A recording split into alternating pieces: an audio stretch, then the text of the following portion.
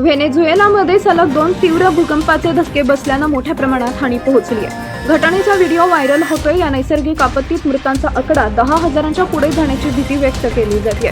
या भूकंपाचा फटका व्हेनेझुएला देशातील सर्वात मोठ्या सायमन बोलिव्हर इंटरनॅशनल विमानतळालाही बसलाय. विमानतळाच्या इमारतीचं मोठं नुकसान झाल्यामुळे प्रशासनानं ते तातडीनं बंद केलंय. व्हिडिओमध्ये विमानतळाच्या फॉल्स सिलिंगचा मोठा भाग अचानक खाली कोसळताना दिसतोय, ज्यामुळे प्रवाशांमध्ये एकच गोंधळ उडाला आणि जीव वाचवण्यासाठी सर्वजण बाहेर पडण्याचा प्रयत्न करू लागले.